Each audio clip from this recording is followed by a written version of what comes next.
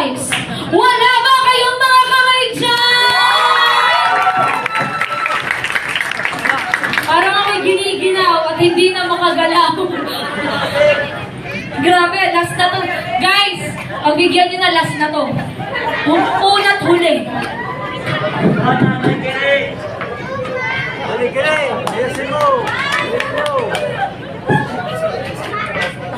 Guys, yung spotlight, pakipatay.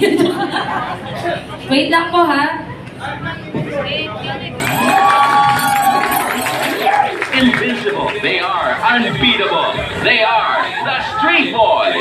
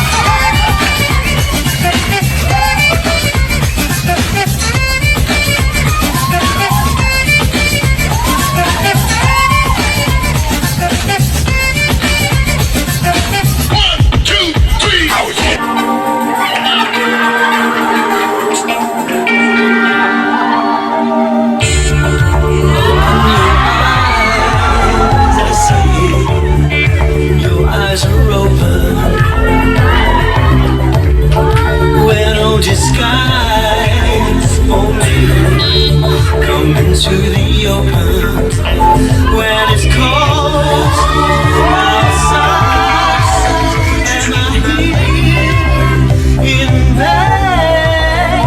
Hold on to the night, there will be no shame. Always I wanna be with you and make believe with you and live in harmony.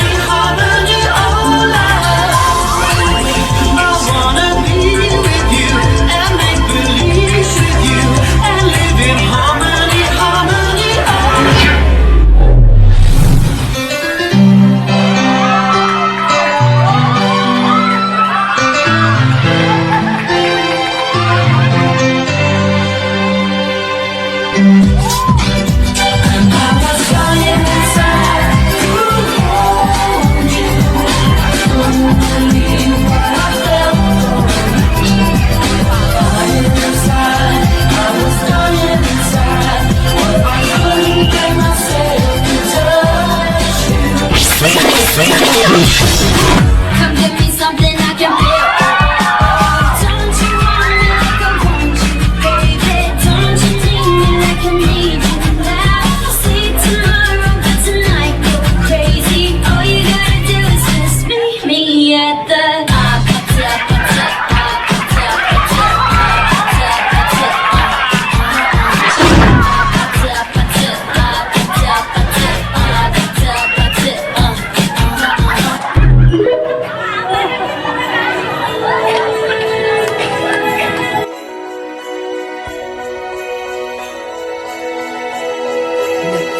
Sa akin, ang diwa ng Pasko, pagmamahalan, pagbibigayan, at higit sa lahat, pagpapatawad. Para sa akin, ang diwa ng Pasko ay pagmamahalan. Sumisimbolo kung gaano tayo kamahal ng Diyos. Pagbibigayan, pagmamahalan, at pagpapasalamat po sa isang taon na naman pong natapos na kasama po ang Panginoon. Ang diwa ng Pasko para sa akin, mahalan, pagpapatawad sa mga nagkakasala sa iyo. Ang diwa ng Pasko para sa akin ay ito yung pagpapakita ng masagana at mabiyayang habag ng Diyos sa atin, pagpapakita ng kanyang pagmamahal, pagpapatawad at pagbibigay. Ano ang pinagpapasalamat niyo po sa taong ito? Pinagpapasalamat po sa Panginoon sa taong ito ay kami ikanyang ginabayan sa isang taong nalilipan.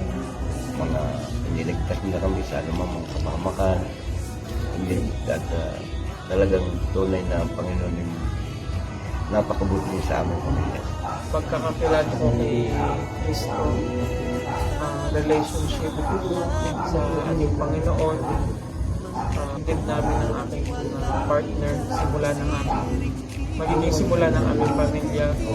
At pagkakilala ko sa pamilya ng AGCC ay Pinagpapasalamat ko sa taong ito ay ang unang-una ang Panginoon. Ilagay ako sa tamang lugar sa EHCCI. Dito ako nabuhay at dito ko uli nakita ang magandang buhay. Pangalawa, binigyan niya ako ng pangalawang buhay. Nung ako ay magkasakit, hindi niya ako pinabayaan. Pangatlo, ako ay natutuwa. Nandito ang pamilya ko na halos kami dito na nandito. May upang ng pamilya. Hindi kami nakakasakit.